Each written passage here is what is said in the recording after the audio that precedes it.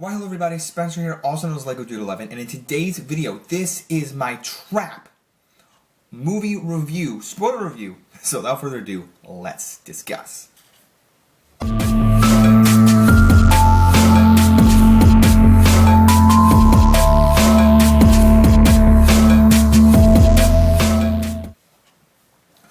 Alright, so as I said, it's going to be a little bit of a spoiler review. There's going to be some spoilerage coverage in this video. So, I wanted to get that out of the way. This is an M. Night Shyamalan film. And I find this very interesting because this is a year where we've gotten an M. Night family year. So, if you don't know what I mean, I'll elaborate within this review. But to kick things off, pretty much the whole entire video, because I've never done this. If you're wondering what I mean by that. This movie is mostly music. Alright, so we got M. Night Shyamalan's daughter in this, and she is not our main character by any stretch of the imagination, but she is the concert star. If you want to call her Katy Perry, if you want to call her Taylor Swift, if you want to call her Ariana Grande, she is our main concert performance. And she is, as I just said, the concert performance, but she is the daughter. She is M. Night Shyamalan's daughter, and she directed a film earlier this year, and this is M. Night's movie, and she stars in this. So it feels like we're kind of doing M. Night year, say, hey, make a movie, put it out, and then we're saying, hey, star in my movie this year. So it's kind of like M. Night's year to promote his daughter. No, I don't know. It kind of feels like it. So, not that that means that the film is bad in any way. I really like this film. We got Josh Hartnett, Josh Hartnett's character, who heavily promoted in the trailer here. Not gives the movie away, but it feels like there's not really a bigger twist than what's in the trailer. So, say it. Just hold on tight.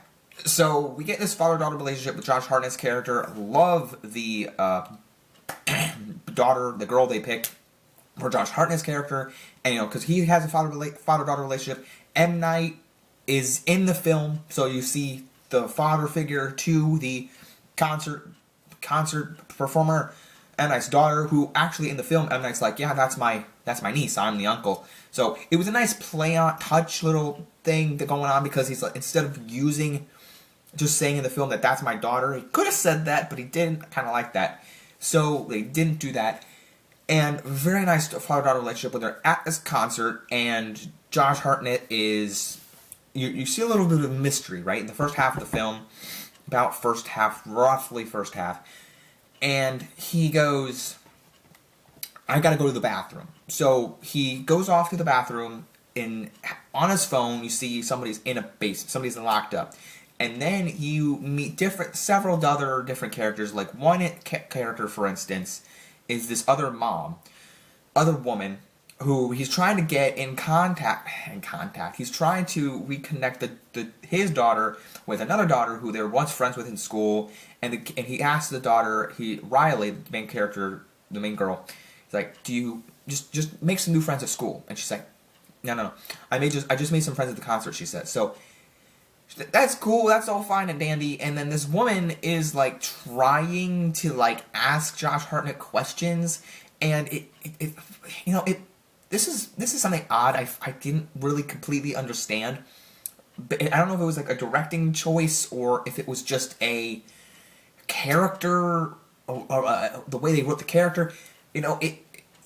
Josh Hartnett's like, okay, well we could like out of the blue, like character switch. He's like, oh, maybe we'll just go get the girls together for pizza. They don't have to be best friends. They just have to have a positive interaction. I like that a lot. But then the woman is really like jabbing at him, is like, but screaming in his face, like grabbing him, like, don't go anywhere, don't backsass me. And I'm like, what is this attitude? Like, jeez. And then the mom, like later you see, so Riley, like when Josh Hartnett's talking to M. Night, who is apparently head of this concert, he goes, he's telling M. Night about the story, about the little girl's story, about that she has leukemia. I didn't know if he was making that up. I didn't know if he was making up the fact that she had leukemia. Something odd, but I kind of believed it, but at the same time, I'm like, how much is it? I wanted to know, like, hey, them bring up this leukemia story, And then somehow the daughter's like, I don't have leukemia, but they didn't do that. So maybe it was real, maybe it wasn't. Didn't really know. So because of that story, they take her on the stage, and she is the angel girl or the something. She goes up on stage. She gets to dance with the Lady Raven, as they call her, who is the M. Night's daughter's character, and she's dancing, and my point here was all over the place. Josh Hartnett is like, well, first off, he's like, you just go underground, right? Let's go under there. And she's like, something wrong, Dad? And then, then he goes and takes a T-shirt. Tries to buy a T-shirt. He goes to the guy and takes his key card and does all this kind of stuff. You just kind of suspend your disbelief a little bit in the film. And I kind of like the directing elements from M. Night and the horror elements. It's very, very thriller-like. And I love it. I mean, I like this distinct flair he has to this film. I kind of like this one more than Knock at the Cabin a little bit. I just like the distinct tone he brings. It's just the intrigue is there. So I looked it up. It was called Dreamer Girl. By the way, there's this moment where he goes to the kitchen and like turns the broiler up all the way to boil, and there's these glass soda, and it explodes in this woman's face, and it's a very intense moment. I understood what it was representing, how he is creating this intense moment. And trying to create this scenario, like just trying to go and go and go, like they escape, trying to create these bizarre things. I find it odd. Like, I love the father-daughter relationship. I was just like, come on, get with your daughter. Like, what's going on here? So, I was just trying to like, come on, get out of there. So, I was just kind of like, it felt, I love the scenes in and of itself. I kind of like the pace of the movie. There's sometimes, like, I like how it wasn't drawn on and on and on. I feel like there's a little bit more. So anyway, I'll get into the back half. But the Dreamer Girl, when she's up on stage, is the Dreamer Girl, and the code was Hamilton. By the way, the code was Hamilton. When he was up on the top of the building, he's like, "Code's Hamilton." What's the code? What's the access code for the for the police, the SWAT team? It's Hamilton. When he took the security guy's card. So then, when they're on stage as the Dreamer Girl, the mom and the daughter, the friend who was friends with Riley, they're fighting, and I like, this does not go. What's the reason that they're fighting? Because like they're not friends anymore. She just wants the kids to be friends. I'm like, this mom's attitude does not make any sense, and I was laughing at it in the theater. I'm like, what is going on here? Like it doesn't fit with the tone. Now sometimes characters just do things to be like, maybe that's the way they're written. I understand if that's the way that he wrote the character. But I'm like, it just doesn't fit, and I'm laughing at it because it doesn't fit. But anyway, let's see. We gotta talk about the characters here. So once we swoop into the back half of the film, we get like this totally different. Then Josh Hartnett reveals he's the killer, right? Which we know from the trailer, so it's obvious. We already know that. That's not the big twist. So once we know that, once he reveals it to the audience, to M. Night's daughter, he's like, hey, we really loved your concert, so either I killed the guy on my phone, whose happened to name was Spencer, it was my name. Sure enough, he reveals all of it. She takes her in the limousine. He's like, well, she likes, wants to, that was a little bit of an error, I screwed up my English. She's like, take me to your home. She asked Riley, take me home, take me to your home. And I was really curious where this was all going.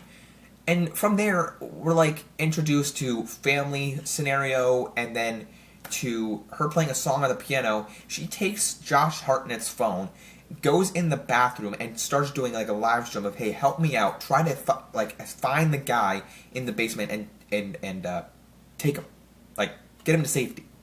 So I liked all of that. I didn't have any issue with that. And my favorite part, when we were at home, when we were at this guy's home, when we were at the family's home, is Emma's daughter's revealing about that his name was the Butcher, right? Kind of like how in The Black Phone, the guy's name was the Grabber. This was the Butcher, like that he had a name. Apparently, he had a black car, or a darkish car. Another thing about him was he was OCD. That's very me. So when he like straightened the tennis rack, straightened the towel, I was like, I would have done that. Not that I'm a serial killer, but that would have been me. So then off there, they get in the car, and she's like, funny enough, she texts the guy in the bathroom. She texts her driver, call the police. So I thought, oh, the police are going to be outside the garage. They weren't there yet. She opens it up, and the family's there, and they're sure enough, they're crying, and he's like, oh, they jump out the window. I forgot about that. And it's like this crazy scenario plays out. Then she gets in the limo. You don't know where he went. He's still in the house. Somehow the SWAT team comes around. He's in the limo. He drives away, and I'm thinking, how did he get there? Like when you're in when they were in the concert, there's different things that play out. Like he's trying to get out. He does these different things, like things that you think would not happen. Okay, he's on the roof. Okay, he takes the key card. He somehow has this interaction with the t-shirt vendor guy. Okay, those different things might be able to play out today. Maybe. But how in the heck did he get in the limo when he was in the garage and you saw it close? I don't know. And it's things like that. Then they get to a crowded sidewalk, and she's like handcuffed on the limo, and she's like trying to push the window down, which makes total sense. That logic makes sense. Her hand is like right there. She pushes it down. She's like, call the police, because she's handcuffed. What she does is she breaks the bar. Hey, don't get me wrong.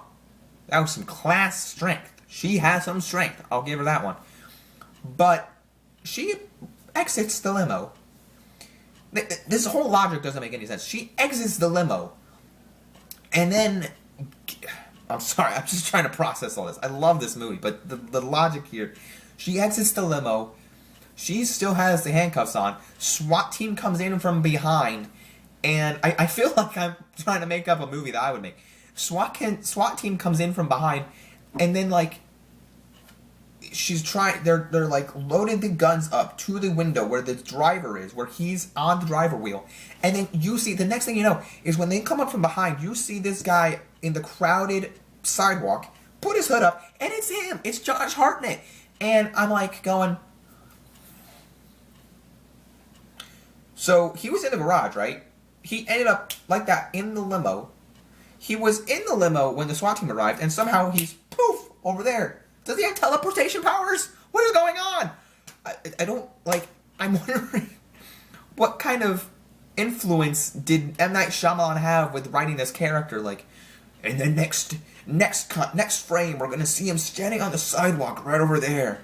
I was just kind of like, okay, I like the idea we're going for here in the whole concert. He's trapped inside. Then somehow he has to get out this way and this way and this way. How is he going to get out? We don't know. And then he's just, magically at home. Like, I like the whole idea of, okay, now this guy's in the basement. She's going to try to help. And I really liked at the end that you saw M. Night's daughter hugging the family that made the guy Spencer escape, that they took him out of the basement. I love that. But I was just confused with the ending logic errors. And then you see him in the ambulance, going to prison, and he escapes out of the handcuffs. Now, he could have done something. He could have figured it out. But I'm like, oh, there's more coming? Speaking of, I forgot to mention the characters. So, they have a son named Logan who may or may not be Wolverine right after Deadpool and Wolverine came out. I'm kidding, of course. That's no relation to the Marvel character. But the mom is Allison Pill, who was Kim in Scott Pilgrim. Scott Pilgrim vs. the World. Love that movie. It's one of my top 5, top 10 some-ish movies of all time. Love Scott Pilgrim vs. the World. Love it. And I saw the names pop up at the beginning of the film, and I'm like, oh, Allison Pill. I forget where I know her from. At the end of my film, I went to see this film with my mom, and I'm like, oh. She looks her up, and I'm like, oh, how did I not know that? She looks totally different, because in the, Scott Pilgrim, she has red hair, and I'm like, oh, yeah, that's totally Allison Pill. I recognize the face now. But it was such a crazy ending that I have to watch it more and think about it more to really know. I loved it as a directing choice for M. Night. I loved it based upon the directing tone, like the horror elements, the suspense, the moments in the in the concert itself. And I really like this bond with the father, the daughter, and the family itself, and with how excited the little girl, the teen girl got, what Riley got at the concert, and Lady Raven, and when she's at home and she's like, "Can I play a song for you?" She's like I just thought her eyes couldn't widen anymore when she's like, "Could this day get any better?" She's playing a song for her, and then when they're trying to bust down the bathroom door when she has the phone, it killed. Like I thought that was intense, and then from there were just some logical things that I was like, kind of like, huh? How is this happening? But I was watching it going, I was having a great time with it. I don't know. It's just, let me say this much. I don't know if there's more coming from M. Night with this film. I'm sure there's more coming from his directing films. I'd love to see more from him. But it's this stuff. Like, I like this more than Knock at the Cabin. I guess I like this more than Old. I just watched Old with my mom yesterday, and watching it for a second time now, I'm kind of just like, I liked Old for the body horror stuff, but I feel like this is more my type of stuff with M. Night. So, I don't know, it's there. It's just, you have to suspend your disbelief a little bit, but that's kind of M. Night's stuff, that M. Night-isms are there. So, I'll let you know, I think that the concert stuff works really well more, and if you're going to get farther and farther in, you might not enjoy it a lot, but it's an M. Night film. It's not as best, and it's not as worst either. It's not like the Last Airbender film. So I'm gonna give this film a 9. Oh, yikes! I was wrong about that one. A 7 out of 10. I'm this one a 7 out of 10. So that's what I thought about Trapped, guys. And that's my rating on it, 7 out of 10. I'd like to see more. If there is one, I'm very excited for Smile 2 this year. I mean, after Smile 1, Smile 2 is definitely right. Very excited for it. But I don't know about another Trap. Like, it feels like they set it up like, oh, he escaped. Is there more coming? I don't know. Don't know. I'm scared. Maybe the next one where he's not trapped, he's just escaping. Don't know. We'll have to find out. So, with that said, 7 out of 10 for Trap. Don't forget to leave a like down below if you did enjoy it. Leave a like. Subscribe to the channel as it stays right now, Lego Dude 11. If you follow me over at Boba Fett Jedi Master on Instagram, links down below. And as always, guys, you have to like, subscribe, follow me. Don't forget to keep calling, play Lego. Next week, I'm going to see Borderlands based off a video game, kind of rip off of Guardians of the Galaxy. Don't know, have to wait and find out. Don't forget to leave a like, subscribe, follow me. Don't forget to keep calling, play Lego, watch stuff. Peace out, everyone. Bye.